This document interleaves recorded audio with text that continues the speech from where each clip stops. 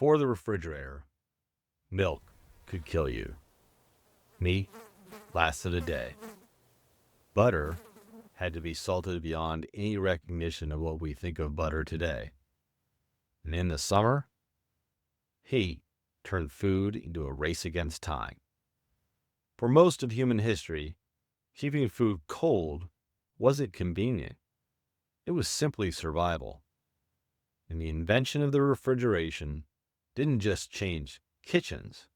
It changed cities, changed agriculture, it changed what the world eats. From ancient ice harvesting to deadly chemical coolants, to the quiet humming in your kitchen today, this is how humanity learned to harness the cold. I'm Aiden Thomas from Hidden History, and this is the history of the refrigerator and how it changed what the world eats today. For thousands of years, humans had one major problem. Food spoils. Bacteria multiply rapidly in warm temperatures. And before modern preservation, people had a few options. They could do natural cooling, where we saw root cellars, underground rooms that use the Earth's cool, stable temperature to store root vegetables, apples, and cabbage. Spring houses, small stone buildings constructed over natural cold springs to keep dairy and perishable items cool. Ice boxes, insulated wooden cabinets like tin or zinc that held large blocks of ice. But then you had just preservation techniques. Salting, used for curing meats, drawing out the moisture to prevent bacterial growth. Smoking, used for fish and meats, which inhibited bacterial growth while adding flavor. Drying, utilized for fruits, vegetables, and grains to remove moisture and prevent rot. Fermenting and pickling, vegetables and dairy preserved in acidic environments like vinegar or brine to stop spoilage. And fat sealing, cooking meat and storing it submerged in lard or tallow to block out oxygen. All things that we actually take for granted today, like smoked bacon, salted cod, or dried fruit. But these were the preservation techniques that we used before refrigerators. In ancient Persia, engineers built massive underground ice storage systems called yakchalas, dome-shaped structures that stored ice harvested during the winter.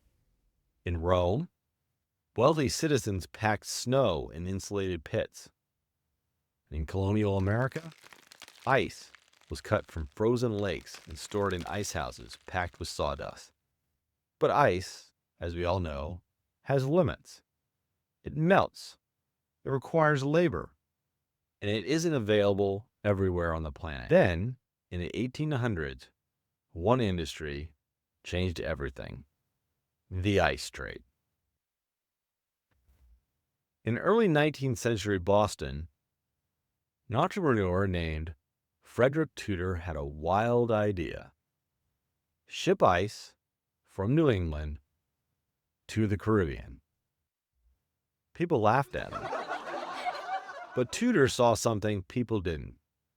Ships from Boston went back to the Caribbean empty, and thus shipping on them was cheap. Sawdust was often a waste product of the lumber mills, and thus free. Tudor figured out how to insulate ice with sawdust during transport and created ice houses similar to the Persian yakchalas design that could store ice year-round. Soon, he was shipping frozen lake ice across the world to Cuba, India, even South America. He became known as the Ice King. By the mid-1800s, ice boxes became common in middle-class homes. An ice box wasn't electric. It was simply a wooden cabinet lined with zinc or tin and insulated with cork or sawdust.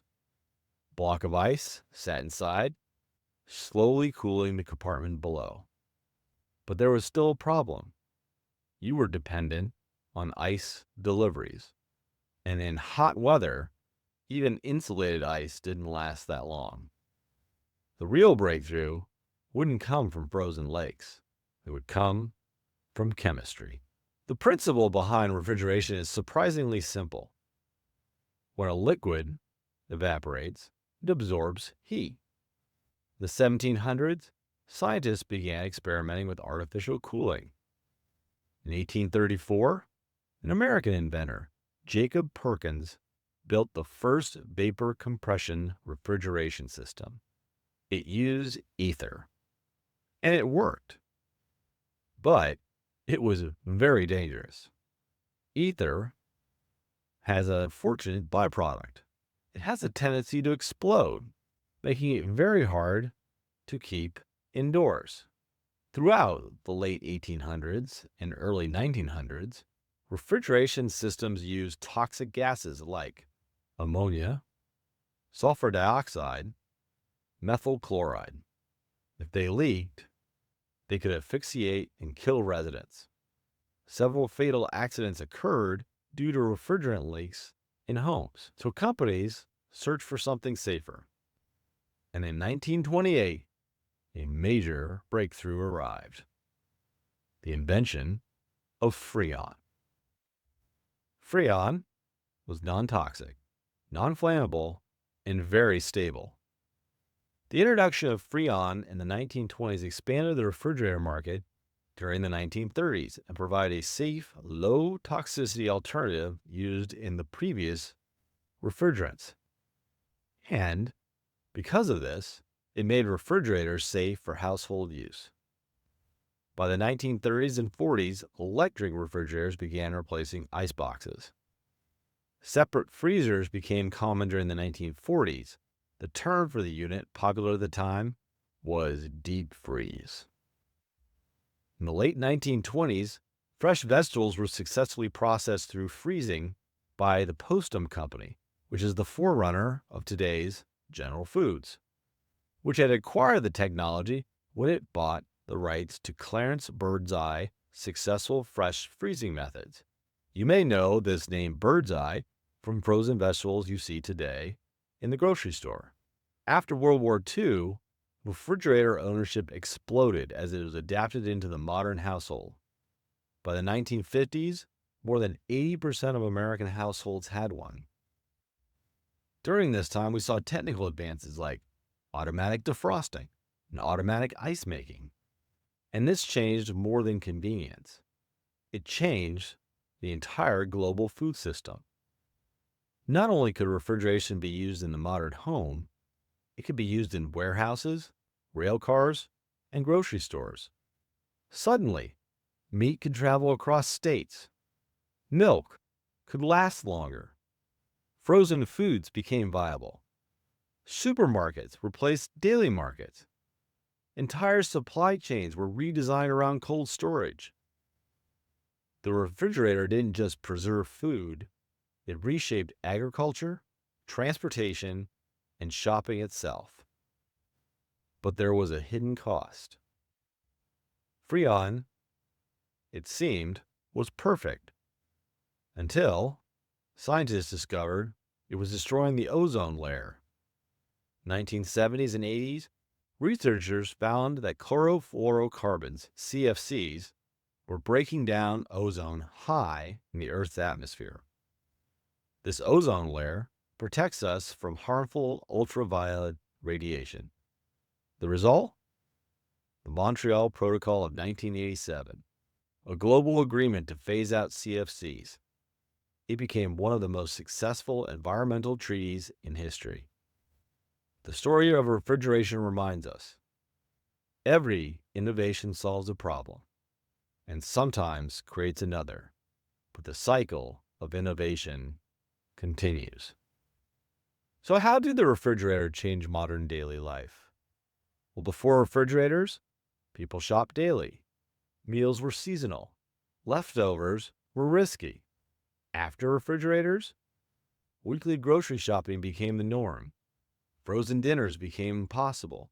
Ice cream became universal.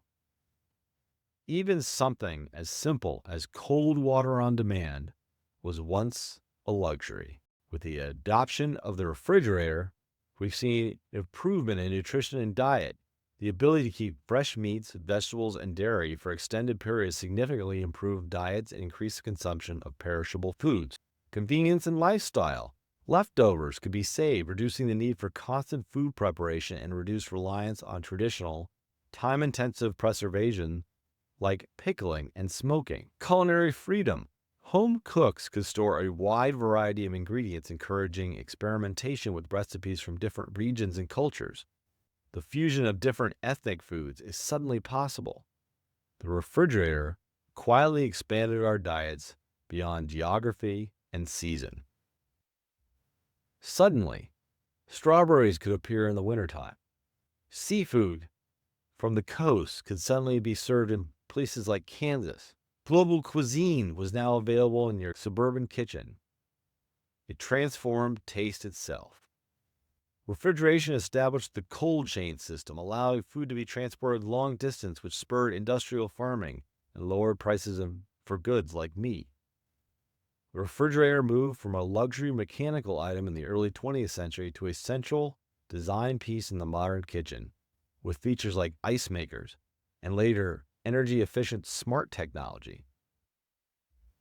And the refrigerator also made summers more pleasant, paving the way for the invention of air conditioning, changing how we experience the summer, but also where we could now live year-round. The refrigerator doesn't feel revolutionary. It doesn't sparkle. It doesn't move. It is often covered in magnets and personalized with family accomplishments. It just hums constantly. But that quiet hum represents one of humanity's greatest achievements: the ability to slow decay, to extend freshness, to push back against time itself. From ancient ice pits to chemical breakthroughs to global food networks, the refrigerator didn't just cool food, it reshaped civilization. If you enjoyed this dive into the hidden history of everyday life, subscribe for more episodes exploring the inventions that built the modern world. Leave a comment with a suggestion and hit that like button. Next time, the history of the microwave and the accidental discovery that changed how we cook forever. Until then, listen closely. That quiet hum in your kitchen, that's history at work.